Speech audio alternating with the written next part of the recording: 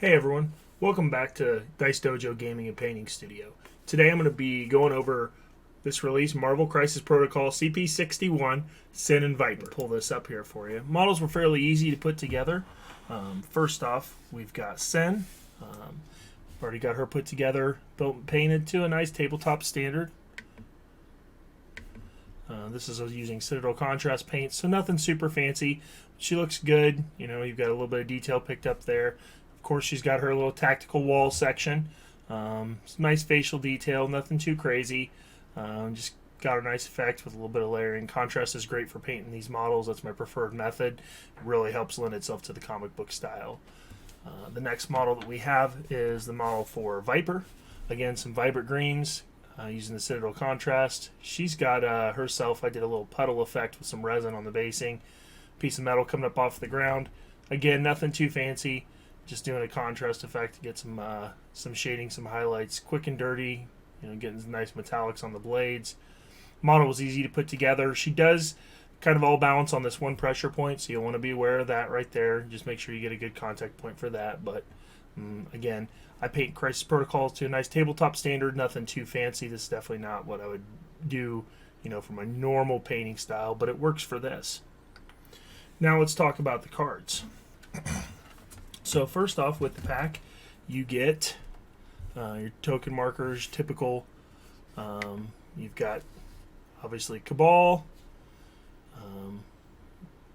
You've got here, you know, some additional stun, poison, webbed up, and then just some general Cabal markers. Nothing too crazy. So first up is Sin. She's nice because she is, as you're going to see right here, Red Mayhem affiliation Cabal. So she's an alternate Cabal leader, which is pretty nice. You're looking at 4 health, medium speed, size 2, threat cost 3, 3 physical defense, 3 energy defense, 4 mystic defense, a little tougher on the mystical side.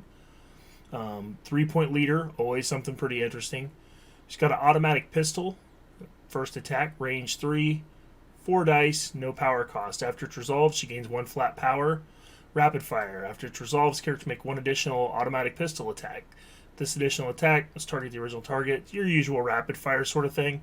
But again, you know, you're getting 2 attacks. Power, boom, boom. Every time. Power, boom, boom. So potentially you shoot that off 4 times. Like most of the characters have these rapid fire, you know, or automatic pistol style attacks. Really can combo well with a Cabal list. So first action, she shoots, power, power. Next action, power, power. Then each of those with a Cabal list, if she uses Red Skull as the leader, you're looking at power, power, power, power. Next action, power, power, power, power. So you're looking at 8 points of power in total, which you can use to pay off pretty quickly. Here you got Make It Personal, Insult to Injury, range 2, 6 dice, 4 cost. She gets a crit and a swirl. Insult to Injury, after it's resolved, this character may make an additional Make It Personal attack without paying the power cost. The additional attack must target the original target and is a mystic attack instead of a normal type one. This additional attack does not have the Insult to Injury special rule. So again, she's getting another, potentially if she gets the trigger for this off, she's getting a double attack on her bigger attack tier. You know, 6 dice and then attacking mystic. What a lot of people are interested in, Cabal's a pretty big faction. Red Mayhem during the cleanup phase. After scoring victory points, roll a die for each objective token contested by an allied character. If the result is a crit, a swirl, or a hit, push each enemy character contesting the objective token away short. Also, second bullet point, roll a die for each enemy character holding an asset token within 2 of an allied character. If the result is a crit, swirl, or hit, the enemy character drops 1 asset token of your choice. So this is going to be kind of the anti-objective holding faction. You're going to push people off and you're going to make people drop objectives. She's got hit and run for 2 power. She can do, this character immediately makes an attack action followed by a move action. This superpower can only be used once per turn. Okay. Next ability that she has, Partners in Crime. At the end of this character's activation, if it's within 4 of an allied crossbones. So you heard that right. This is something that works with crossbones. Which a lot of people have been talking about for a while. Maybe he'll actually see some play now.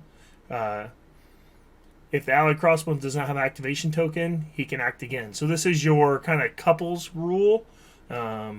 You saw that earlier with Corvus Blade, Proxima Midnight. Same kind of thing, returning 0 cost activation. So maybe with her, you're actually going to see some Crossbones see play, which would be pretty cool. Error to the Wicked. When this character is damaged by an enemy effect, after the effect is resolved, it's not dazed, gains 1 power. And then, of course, she's got Stealth, can only be targeted within range 3. So, nothing too crazy there. On her backside, you're going to notice she does go from 4 to 6 health. Not too much health changes otherwise, still her 3-3-4, but she does get a couple extra points of health there, which is pretty nice. Next up, we have Viper. She's got 5 health, long speed, size 2, cost 3. 3s across the board.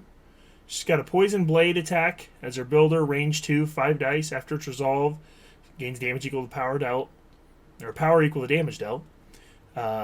Swirl gives her poison. After it's resolved, target character gets poisoned. She's got an Assassin's Pistol, which can do a stun effect. If she gets a swirl, she applies stun. Another option, and it's the flat gain 1 power builder. Viper Strike, after it's resolved, she can be moved within 1 of the target. She gets Swirl's Venom. After it's resolved, target gains a slow and stun condition. That's going to cost you 3, but it gives you 6 dice. All those are physical. She's got a Displacement Ring. Place this character within 2 of its current position. Superpower can only be used once per turn, so it's it's your sidestep kind of thing. Coiled Serpent. When this character is targeted by an allied attack within 2, may use a superpower. Instead of rolling dice for its defense, it rolls 5 dice. If the character suffers no damage after it's resolved, attacker suffers 2. So that's pretty cool. It's giving her for 2 power. She's getting 5 defense dice, so effectively 3 more dice than what she has up there, plus 2 dice. And if she takes no damage, bam, they're taking 2 back. And that's a flat, they're just suffering 2 damage. They're not resisting 2 damage, anything like that. And of course, she's got Stealth as well. So that's pretty nice there as far as the card goes.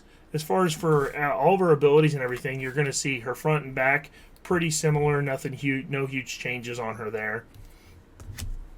As far as for the cards that come in the pack, we're looking at Illicit Tech. This is an unaffiliated card. Gives you a plasma rifle profile, range 5, 6, 0 power cost. During Crossbone or Sin's activation, they can spend a power play this card. They gain the attack profile shown above.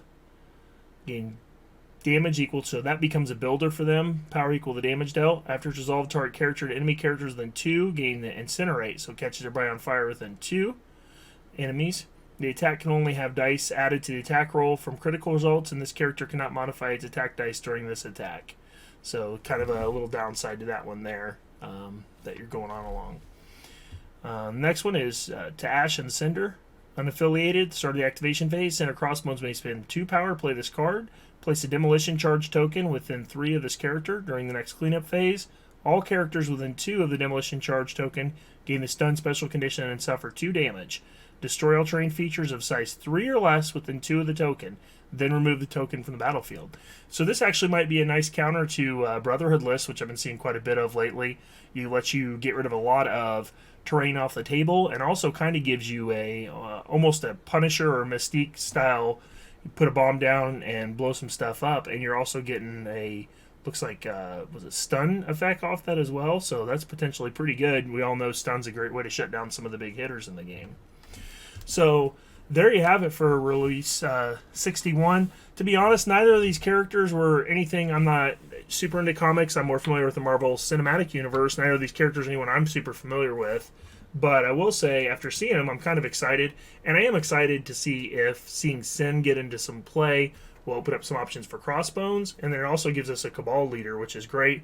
We know we've got that new Captain America coming in the wings. So that's pretty exciting as well. That gives us some options for some of these factions to have a secondary leader. And I think we're just going to see more and more of that across the board. So thanks for tuning in, and game hard.